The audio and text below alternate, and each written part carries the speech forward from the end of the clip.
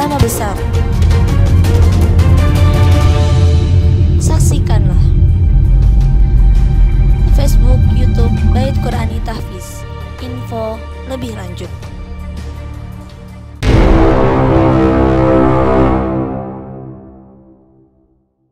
Assalamualaikum warahmatullahi wabarakatuh. Ya, saya wali santri dari Amar kelas 11 dan Nasyir kelas 9. Jadi bersyukur sekali dengan program liburan dari Bait Qur'ani, yaitu Gebir Indonesia Menghafal, karena selain sebagai kegiatan positif selama santri liburan, bahwa Gebiar Indonesia Menghafal ini juga sebagai realisasi dari visi besarnya Bait Qur'ani, yaitu melahirkan 1 juta ulama besar.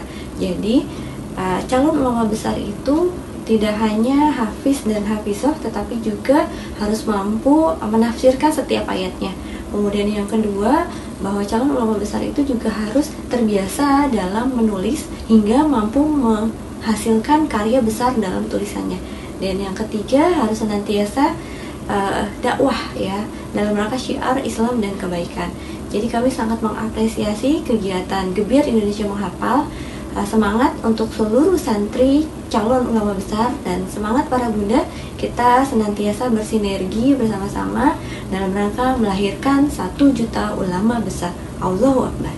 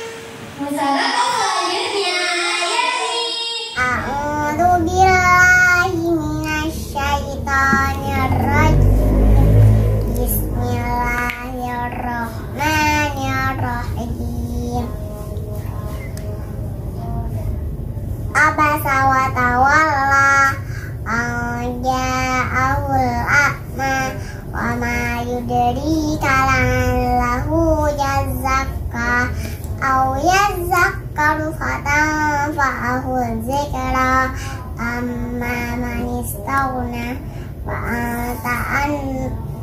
anta lahu tasadda wa ma 'alaika alla yazakka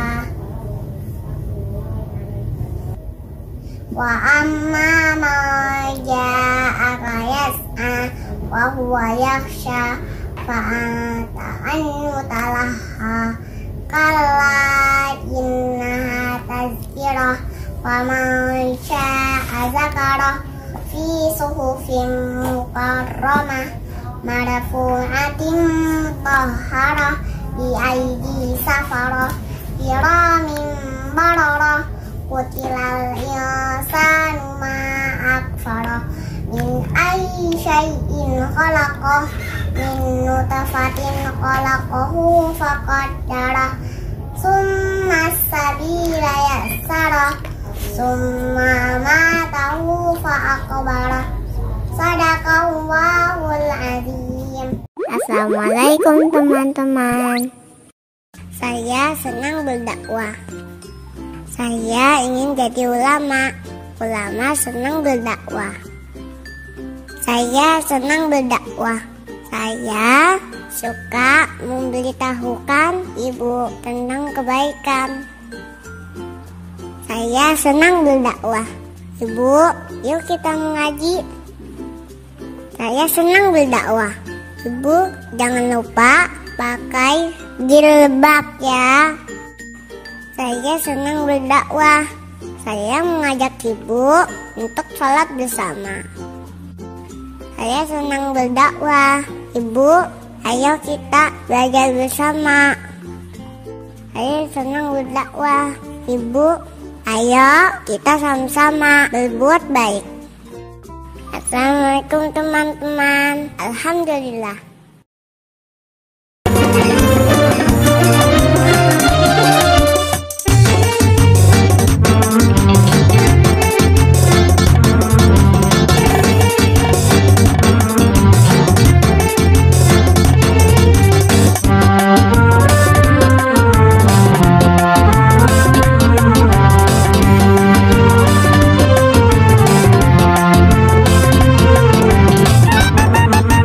Gambia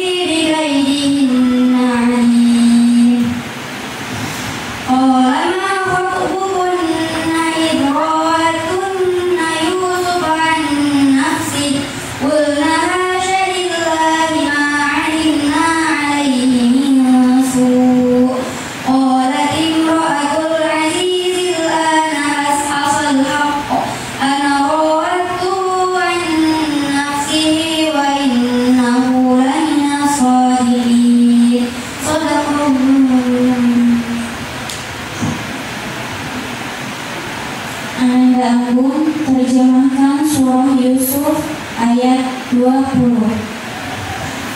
وشروه بثمن بخس دراهم معدودة وكانوا فيه من الزاهدين. وشروه dan mereka menjualnya bithamanin dengan harga baksin yang rendah, darahim yaitu beberapa dirham saja, ma'dudah yang bernilai. Wakanu dan mereka itu fihi di dalamnya min az-zahidin termasuk orang-orang yang tidak terkaya. Dan mereka menjual Yusuf dengan harga yang murah yaitu beberapa dirham saja, dan mereka di dalamnya termasuk orang-orang yang tidak terkaya. Terjemahkan surah Yusuf ayat 26. Qala hiya rawadatni an nafsi wa shahida shahidun min ahliha in kana qamisuhu qudda min qubulin fasadaqat wa huwa minal kadhibin. Qala dia Yusuf berkata, dia perempuan itu rawadatni yang merayu-rayuku an nafsi untuk menundukkanku. Wasyahidah dan bersaksilah syahid seorang saksi min ahliha dari keluarganya. Ini karena jika ada kami subuh bajunya Yusuf mudah robek min kubuli dari arah depan, pasal dapat maka perempuan itu benar bahwa dan dia Yusuf minal kadhibin termasuk orang-orang yang berdusta. Dan dia Yusuf berkata, sesungguhnya perempuan itulah yang merayu-rayuku untuk menundukkanku. Dan bersaksilah seorang saksi dari keluarganya. Jika ada bajunya Yusuf itu robek dari depan, maka perempuan itu benar dan Yusuf termasuk orang yang berdusta. Tafsirkan ayat 37 dan 38.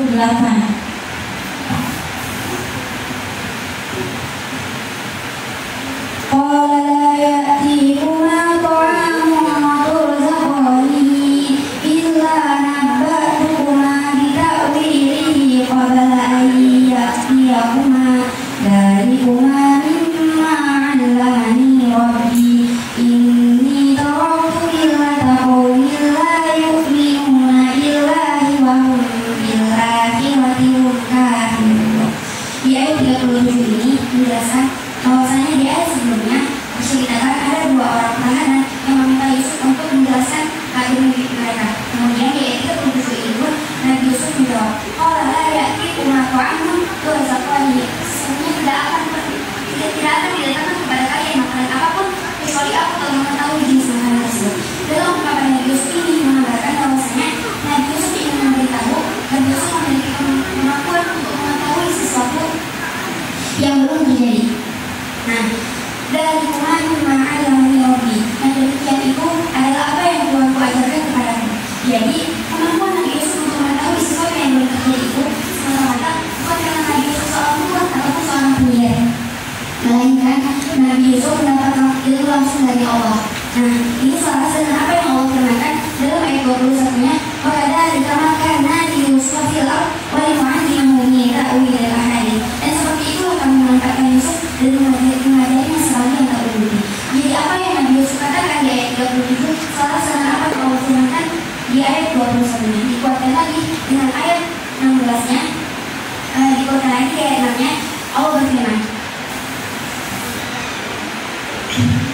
"Wakadzalika yajtabika rabbuka wa yu'allimuka min ta'wilil ahadits." Dan seperti itulah Tuhan memilihmu dan mengajarimu sebagian ta'wil ini. Dalam tafsir Ibnu Katsir dijelaskan, memilih di sini maksudnya Allah memilih Yusuf sebagai utusannya. Dan kemudian Allah ajari ta'wil ini.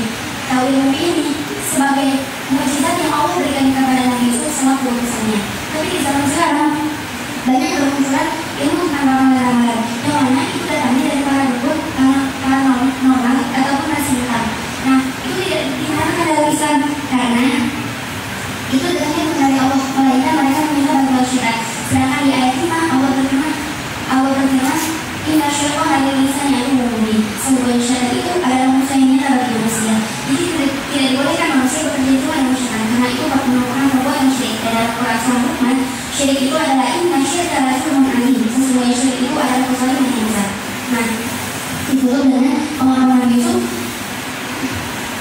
"Inni taraktu millata qaumin la yu'minuna billahi wa hum bil akhirati hum kafirun." Sesungguhnya aku meninggalkan ajaran kaum yang tidak beriman kepada Allah dan tidak berharap hari akhir. Jadi Nabi Yusuf ini hidup di masa di mana banyak sekali perbedaan agama. Tapi Nabi Yusuf berkata, Nabi Yusuf tidak ikut melainkan Nabi Yusuf kemudian dia 38 katakan wa tabaratu millata abai Ibrahim wa Ishaq wa Yaqub. Ketika di ayat 37 pengakuan Nabi Yusuf bahwasanya Nabi Yusuf tidak mengikuti ajaran kaum yang tidak beriman kepada Allah, lantas Nabi Yusuf mengikuti siapa? Nah, di ayat 38 ini terjawab Nabi Yusuf mengikuti ajaran nenek moyang sebelumnya, yaitu Ibrahim, Ishak dan Yakub. Jadi Nabi Yusuf ini merupakan nabi dari keturunan tiga nabi, yaitu Yusuf bin Yakub bin Ishak bin Ibrahim. Nah, ajaran apa yang diikuti dari ajaran tauhid? Diketahui dari kalimat setelahnya, wa ma kana lana an nusyrika billahi min syai'. Tidak ada bagi kami yang menyebutkan Allah dengan sesuatu apapun. Jadi ajaran mereka mengajarkan bahwasanya Allah satu-satunya Tuhan, Allah yang Maha Esa, Maha Kuasa, Maha segala-galanya. Tidak patut diserahkan dengan makhluk apapun. Tidak ada setara dengannya, tidak ada sekutu baginya. Nah, kemudian dari kami fadillah yang lainnya, dan itulah karunia dari kami. Jadi ajaran tauhid itu merupakan karunia dari Allah yang Allah limpahkan adanya atas kami, atas para nabi, wa'ala nasi, dan atas seluruh manusia. Jadi ajaran tauhid itu bukan Allah sampaikan hanya untuk para nabi atau para rasul saja, melainkan untuk seluruh manusia. Nah, para nabi adalah para nabi merupakan perantara untuk menyampaikan kepada seluruh manusia. Walakin aktsarun nas la yashkurun. Tapi kebanyakan dari mereka tidak bersyukur atas pemberian Allah, yakni tidak namanya para utusan Allah itu. Mereka malah berpaling, malah tidak hanya berpaling, mereka menolak para utusan Allah tersebut. Sama halnya dengan zaman sekarang, banyak penyuluh kebaikan, banyak para ulama yang mereka yang banyak dari mereka menolak, bahkan berbuat yang tidak pantas, seperti menjarakan, seperti menghina dan lain sebagainya.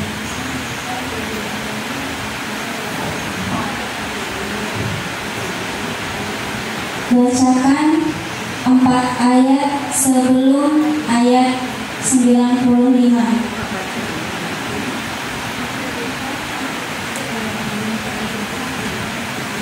قالوا تالله لقد آثرك الله علينا وإن كنا لخاطئين.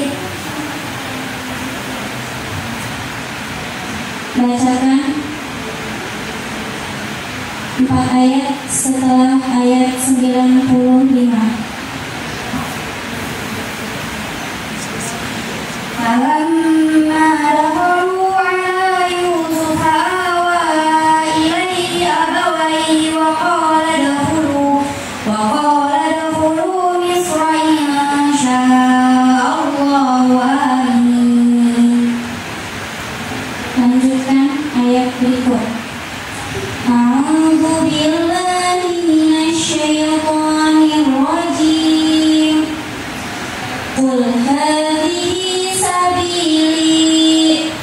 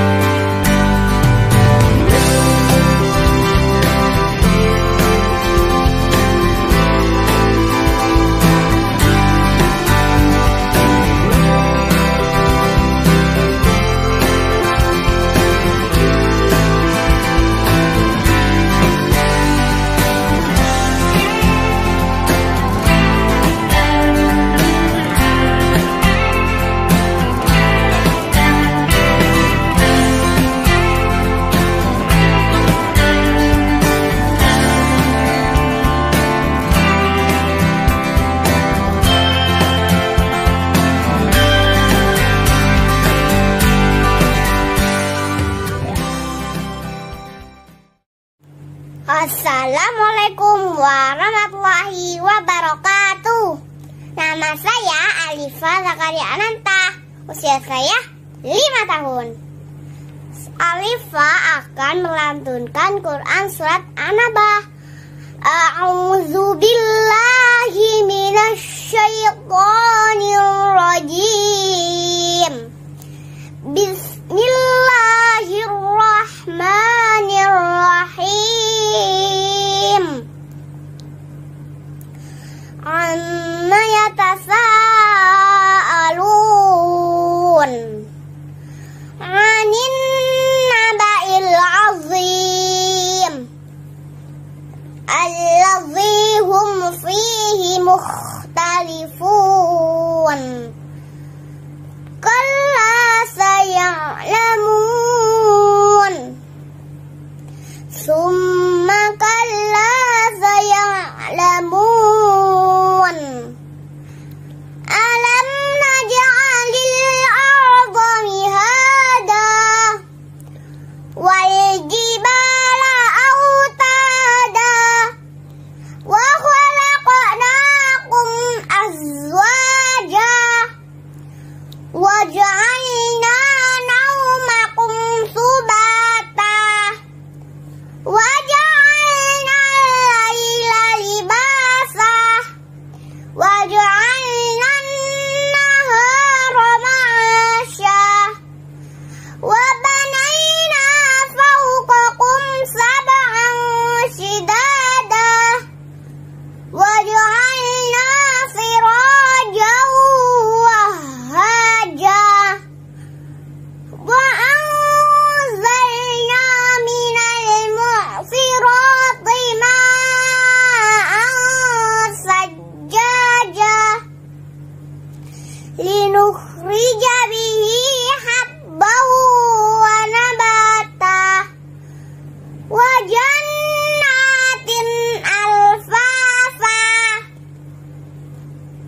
Inna yawmal fasli kana miqata yawma yunfakhu fis-suri fata'tuna afwaja wa futihatis samaa'u fakanat abwaba wa suyyiratil jibalu fakanat saraba.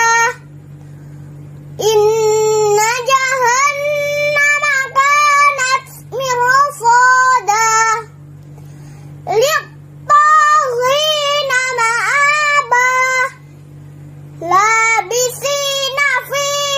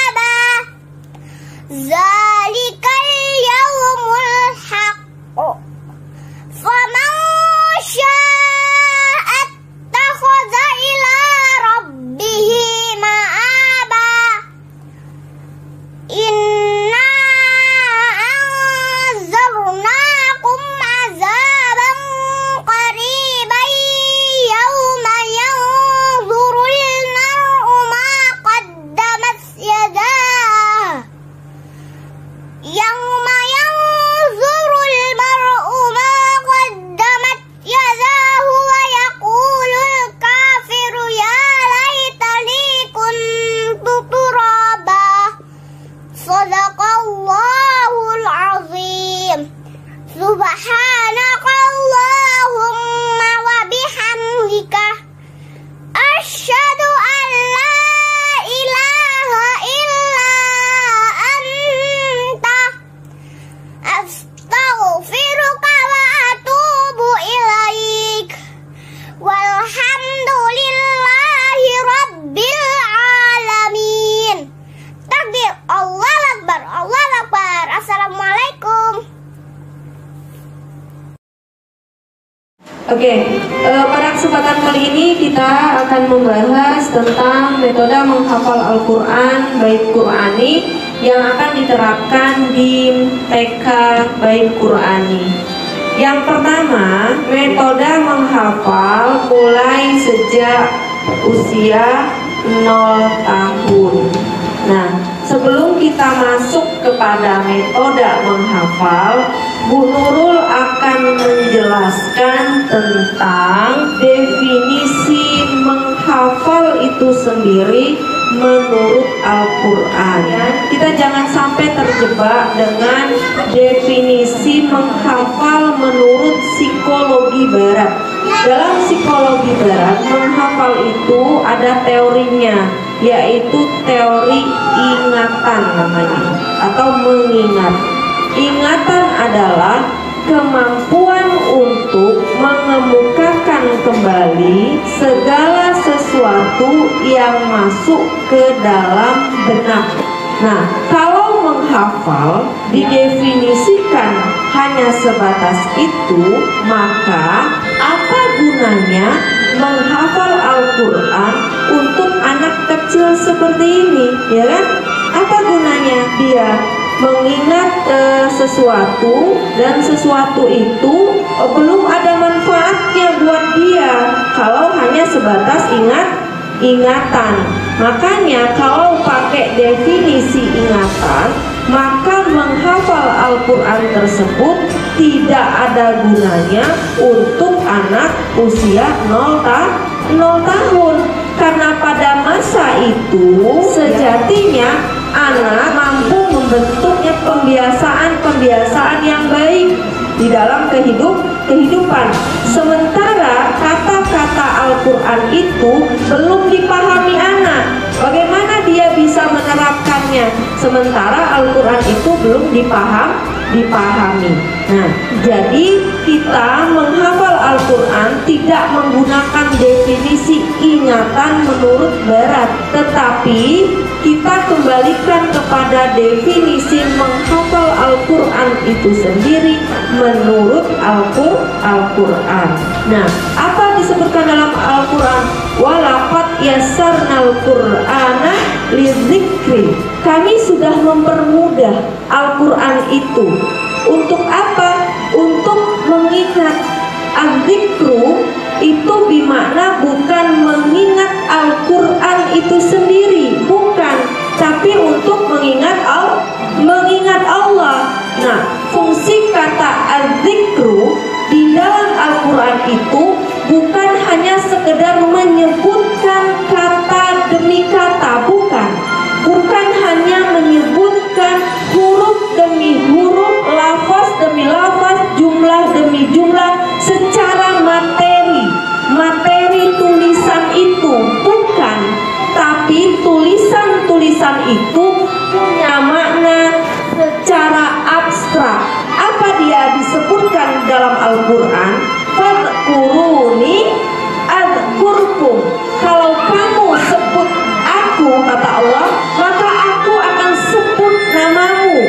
Artinya, kalau kita menyebut ayat-ayat Allah tersebut, maka kita akan diingat oleh Allah juga, disebut oleh Allah juga. Apa efeknya buat anak usia 0 tahun sampai dengan 7 tahun pada masa pembentukan karakter penghafalan Al-Quran tersebut? Mulai dari usia 0 tahun, anak sudah biasa melakukan zikrullah melalui Al-Quran.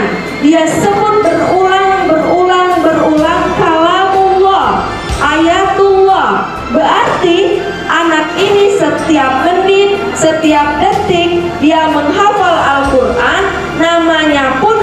disebut oleh Allah. Ketika namanya mulai dari kecil itu sudah disebut oleh Allah, berarti anak tersebut dikenal nggak oleh Allah? Dikenal oleh Allah, dekat dengan Allah. Nah, bayangkan ibu-ibu, untuk membentuk karakter anak-anak sementara dia sudah dikenal oleh Allah, berarti nanti yang membentuk karakter anak itu siapa? Allah. Di dalam Al-Quran disebutkan, wattaqullah, bertakwalah kepada Allah, wa yu'allimukumullah, maka Allah lah yang akan mengajarkan kamu. Jadi yang akan membentuk karakter anak-anak ini bukan gurunya, tetapi siapa? Allah. Nah, jadi ketika misalnya ibu-ibu mengajar, ibu-ibu fokus kepada definisi. Proses menghafal ini adalah sebuah proses yang namanya zikrullah. Ibu ulang ayat itu, nama ibu disebut oleh Allah, nama para santri disebut oleh Allah. Kalau disebut berulang-ulang nama kita dan nama santri kita, maka kita akan menjadi sosok yang dikenal oleh Allah dan diingat oleh Allah.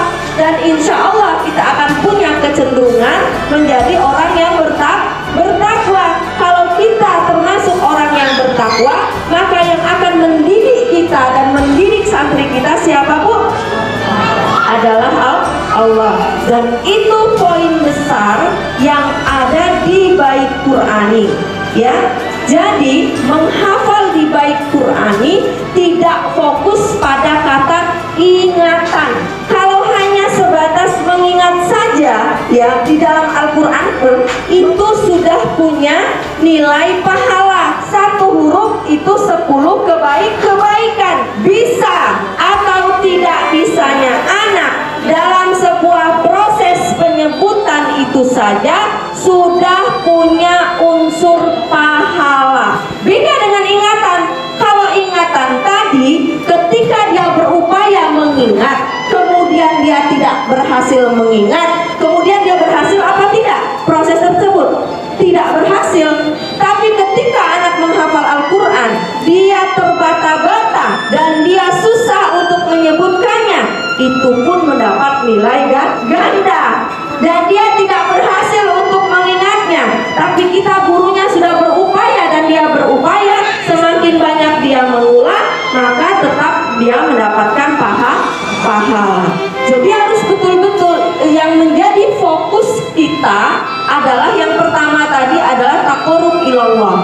Yang kedua adalah berapa banyak pahala yang kita dapat, bukan berapa banyak hafalan yang santri kita dapat. Yang ketiga, kalau Al-Quran itu dia menempel di kertas, ya, fi suhufin mukarramah, kertas itu menjadi mulia. Awalnya kertas itu bisa dirobek, bisa diinjek, bisa digunting-gunting, bisa diremes-remes. Tapi tatkala sudah tertuliskan Al-Quran, kemudian dia menjadi mukarramah, menjadi mulia. Marfu'at menjadi tinggi, mutahharah menjadi suci. Begitu juga Al-Quran, Bu.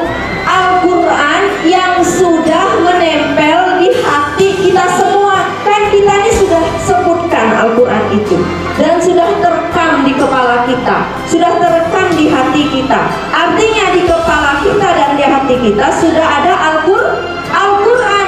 Sejatinya dia akan betul-betul mukarramah, marfu'ah, mutahharah, sampai dikatakan orang yang menempel Al-Quran dalam dirinya itu dia bagaikan bi aidis safaroh. Di dalam tafsir Ibnu Katsir, ya, bi aidis safaroh itu diartikan malaikat, diartikan juga penghafal Quran.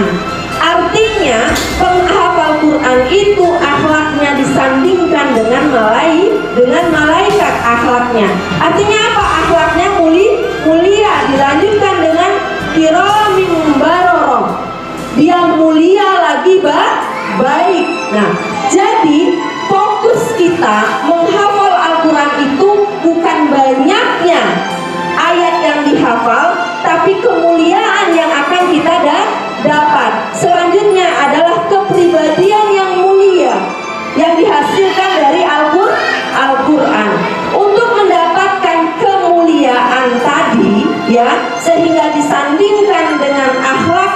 para malaikat yang senantiasa sami'ana wa ata'na tersebut haruslah wa huwa yakhsha. Abdullah bin Maktum tersebut, ya, dia Allah anggap mulia, lebih mulia dari orang kafir Quraisy yang menjadi tamu Rasulullah saat itu. Sementara Maktum itu dia orang buta, kok dia menjadi mulia di hadapan Rasulullah? Karena apa dia? Wa huwa yakhsha, ya, dia datang kepada Rasulullah dengan berupaya sungguh-sungguh, dengan rasa takut yang dalam. Nah, hadirkan itu dalam proses pembelajaran. Kita yang ngajar, hadirkan rasa sungguh-sungguh, betul-betul sungguh-sungguh untuk menyampaikan kalamullah kepada anak-anak. Kalau kita sungguh, kita sudah menyebut nama Allah sungguh-sungguh, nama kita juga akan disebut sungguh-sungguh oleh Allah. Kita hadirkan rasa khusyuk, rasa takut, tunduk kepada Allah, berharap surganya semata. Agar apa? Agar anak-anak pun mengikuti rasa itu. Kita sampaikan dengan kata-kata kepada anak-anak. Anak-anak sekalian, jika ada kebenaran dari Al-Quran nanti yang kita pelajarin ini, semoga kita bisa mendapatkan hidayahnya, supaya kita dapat menerapkan isi Al-Quran ini. Semoga dalam kehidupan kita selalu berbuat sesuai dengan Al-Quran. Semoga Allah muliakan kita. Itu disebutkan terus kepada anak-anak ibu guru sekalian, ya. Nah, Al-Quran yang kita baca aja nih, kita baca setiap hari Al-Quran. Ingat nggak?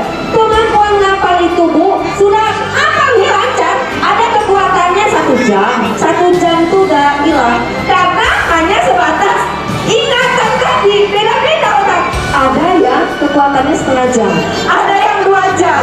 Nah, rata-rata, Bu, rata-rata tuh 2 jam tuh udah wajib di murojaah lagi. Kalau nggak oleh-oleh apa yang kita baca, karena yakhsha, karena rasa tunduk kita kepada Allah, merindukan surganya Allah, ya, merindukan kemuliaannya Allah. Apa yang kita hafal tidak akan pernah hilang, ibu-ibu, berwujud nanti sampai ke kubur. Nanti kita di kuburan itu, di dalam hadisnya akan diantar oleh 3 hal: keluarga, harta, amal soleh. Yang 2 ketika kita di dalam kubur, yang 2 boleh pulang, kita ditinggal, yang 1 nemenin amal soleh. Dan membaca Al-Quran, tahfizul Quran, itu adalah amal soleh.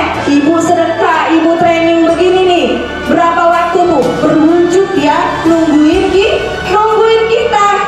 Setahun kita tuh sudah tidak berbentuk, Bu, tinggal tulang-tulang aja, gak ada sisanya lagi. Tapi Al-Quran tadi masih duduk jagain kita. Nah, kalau Al-Quran beda dengan amal yang lain. Kalau Al-Quran ini dalam hadis Rasulullah dikatakan iqra'ul Quran, bukan ihfazul Quran, iqra'ul Quran. Fa innahu ya'ti yaumal qiyamah syafi'an li ashabi. Maka dia akan datang di hari kiamat bermohon kepada Allah untuk diberikan syafaat kepada kita. Di mana hari tidak ada syafaat, Al-Quran itu gandeng kita, Bu, mulai dari hari berbangkit, dikubur jagain, hari berbangkit ditemenin sampai kita bertemu Allah. Hari itu suami gak bisa belain kita, harta gak bisa belain kita, anak-anak gak bisa belain kita. Di Al-Quran yang selalu bersama kita, dia bisa ngomong sama Allah. Atas izin Allah, biiznillah, Al-Quran itu mendapatkan kemuliaan, minta syafaat kepada Allah agar kita dapat diberikan syafaat. Itu. Jadi ketika kita berjuang untuk Al-Quran, jangan berpikir berapa banyak yang dihafal oleh anak kita. Pokoknya tugas kita adalah taqarrub ilallah, mendekatkan diri kepada Allah, mendapatkan kemuliaan dari Allah, untuk mendapatkan syafaat dari Allah. Itu fokusnya ke situ. Karena kalau anak-anak seperti ini nih, rawan hilang. Gagal nggak kalau dia hilang? Tidak gagal hilang nggak dia? Tidak hilang. Karena proses prioritas pembelajaran Al-Quran itu adalah zikrullah, bukan mengingat Al-Quran dalam perspektif psikologi barat. Nah,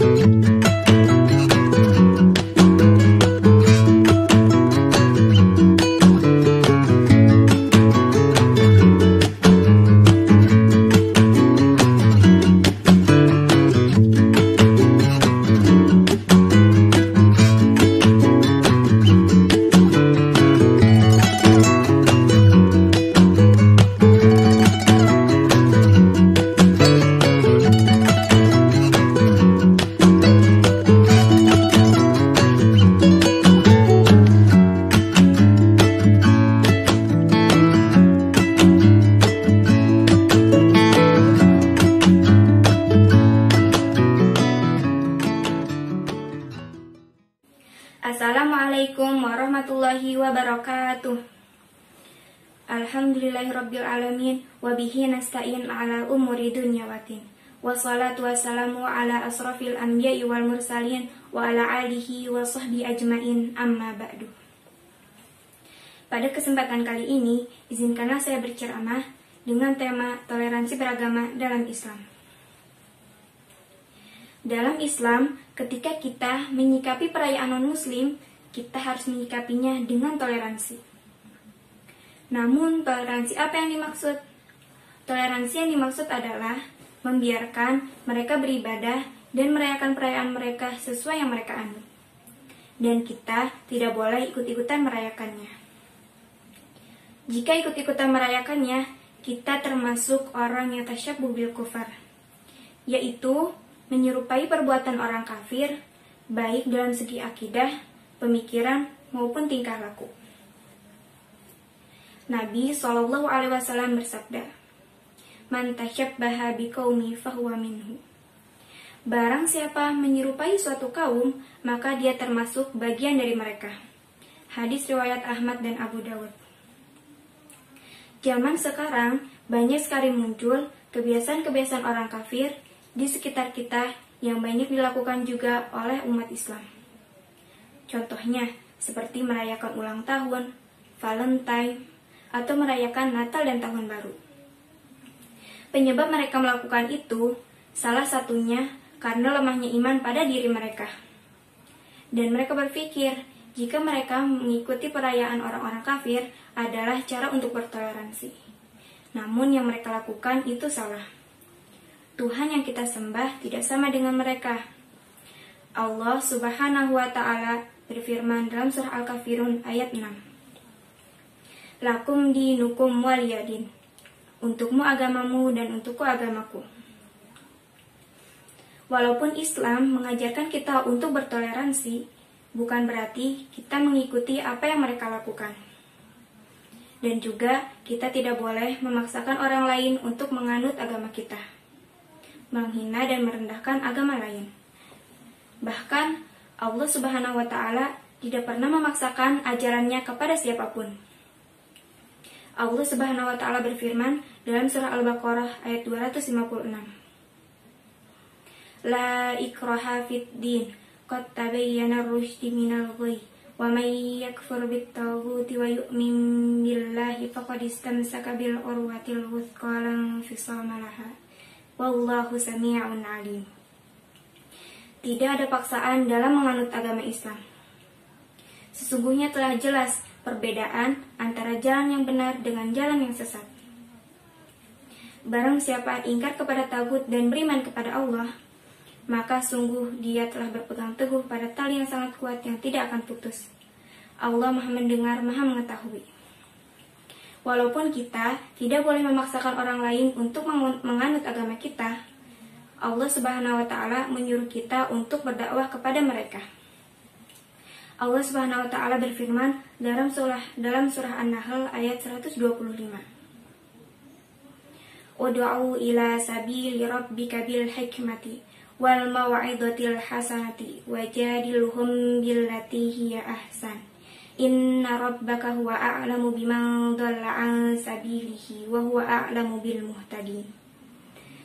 Serulah manusia kepada jalan Tuhanmu dengan hikmah dan pengajaran yang baik, dan berdebatlah dengan mereka dengan cara yang baik.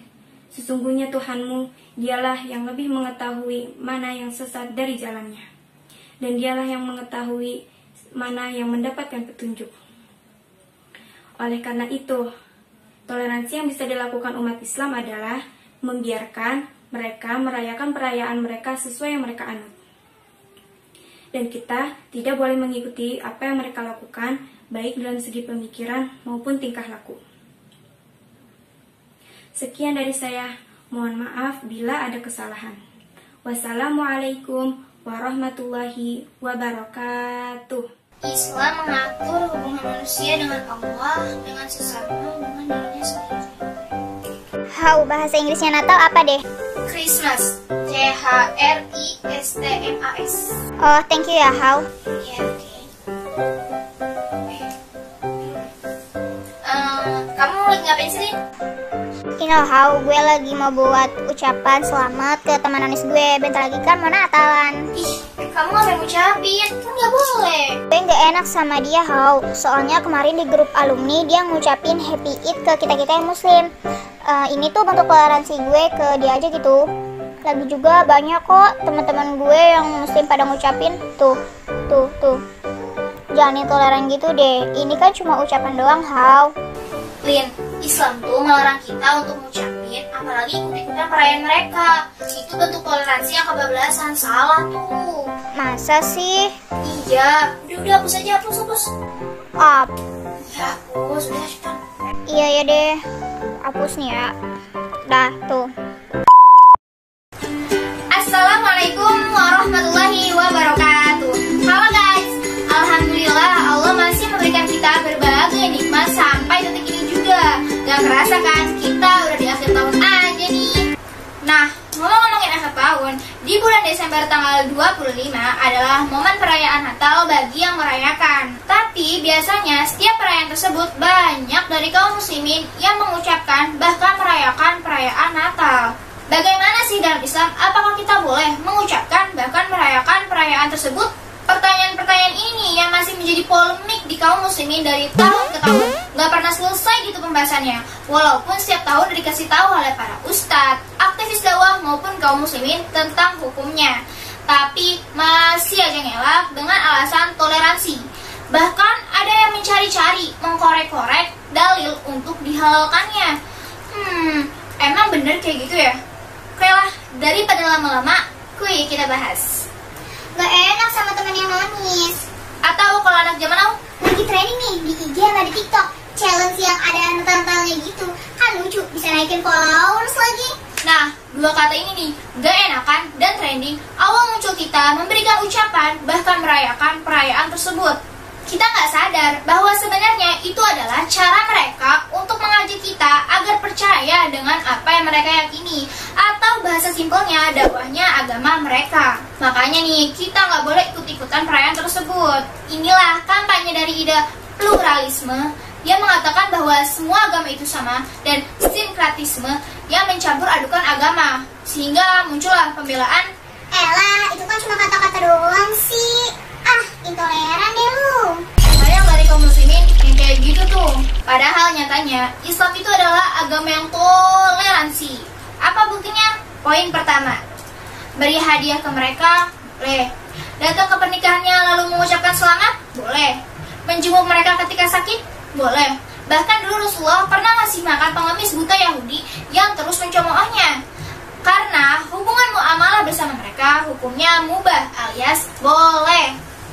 Nah, tapi poin kedua nih, jika hubungan masalah keyakinan atau bahasa kerennya akidah, maka haram kita untuk berpartisipasi bersama mereka. Karena hakikatnya hari raya adalah bentuk syiar-syiar agama mereka untuk meyakinkan agama mereka kepada orang lain. Elah, itu kan cuma kata-kata doang sih. Gini.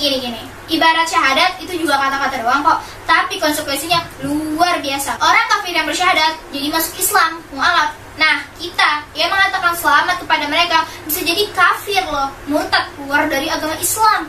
Makanya Ibnu Qayyim berkata, memberi ucapan selamat pada syiar-syiar kekufuran yang khusus bagi orang-orang kafir adalah sesuatu yang diharamkan berdasarkan ijma, kesepakatan para ulama. Karena kata Allah juga dalam surat Al-Kafirun ayat 6, bagimulah agamamu, bagikulah agamaku.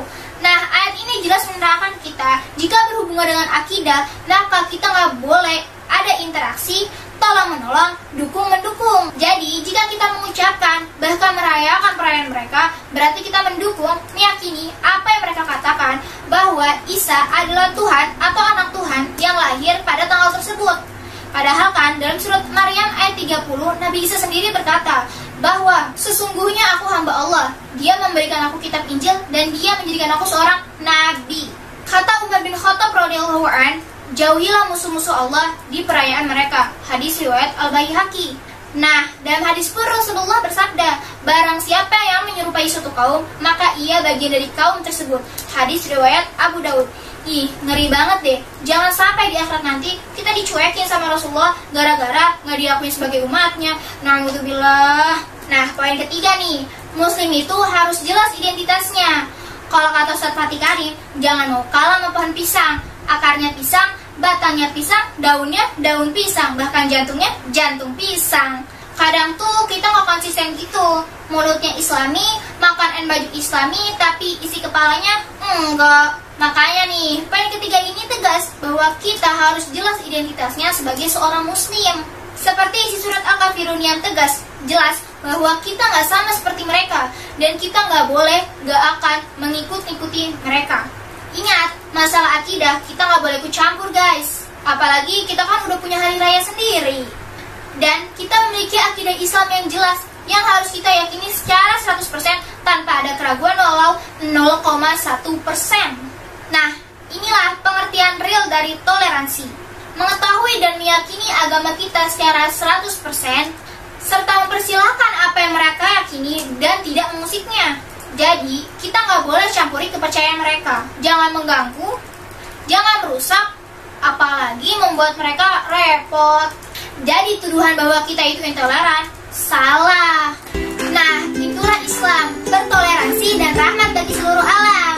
So, jangan lagi deh kita mengucapkan, bahkan merayakan perayaan mereka karena gak enakan atau trending di medsos. Jangan sampai karena kelatahan jadi kebablasan deh.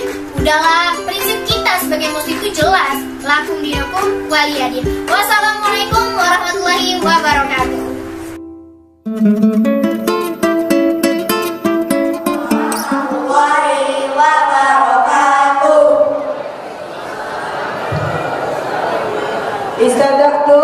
Istadakna Sobahal khair Sobahan nur Kaifa halukum Alhamdulillah Mu'minulillah Wa muhibbul Quran.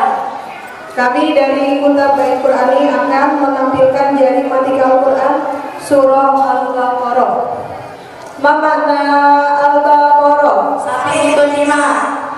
Surat yang sebelumnya Al-Fatihah. Ma makna Al-Fatihah? Pembukaan. Surat sesudahnya Al-Imran. Ma makna Al-Imran? Surah Al-Imran. Surah Al-Baqarah surah yang kedua. Jumlah ayat surah Al-Baqarah ada berapa? 286 ayat. Bacakan surah Al-Baqarah ayat 1.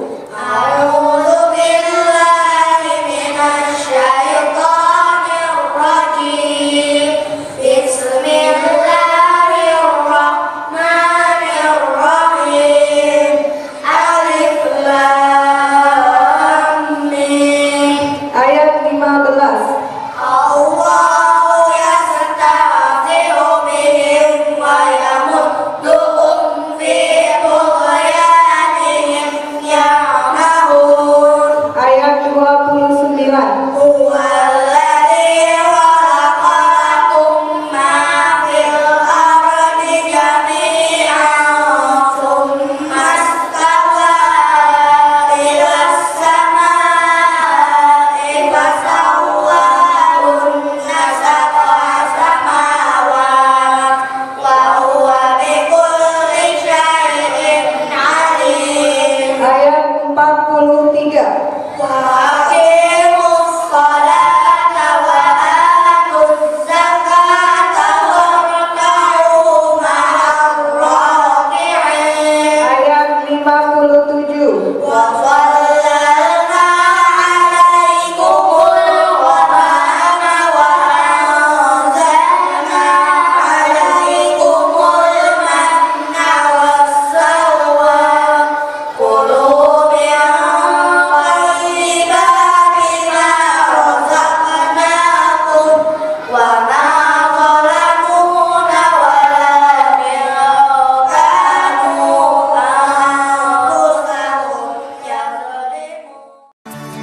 Alangkah indah orang bersedekah, dekat dengan Allah, dekat dengan surga. Takkan berkurang harta yang sedekah, akan bertambah, akan bertambah. Allah Maha Kaya yang Maha Pemurah, yang akan mengganti dan membalasnya. Allah Maha Kuasa yang Maha Perkasa, semoga akan membalas surga.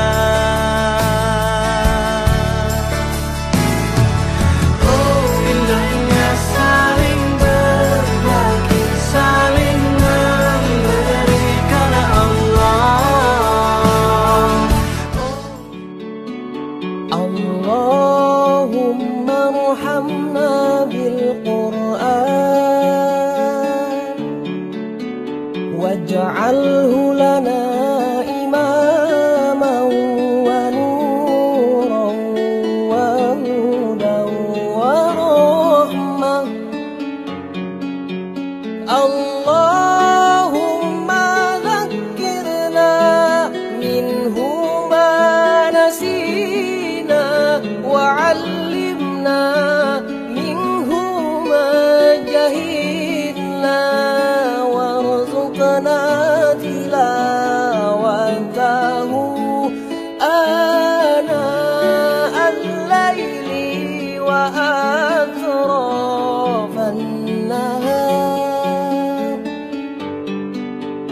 waj'alhu lana hujjatan ya rabbal alamin.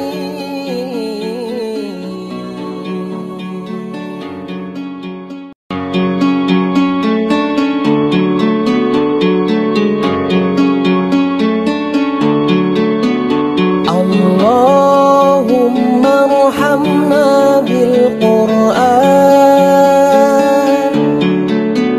waj'alhu lana imaman wa nuran wa hudan wa rahmah. Allahumma dhakkirna minhu ma nasina wa 'allimna minhu ma jahilna warzuqna tilawatahu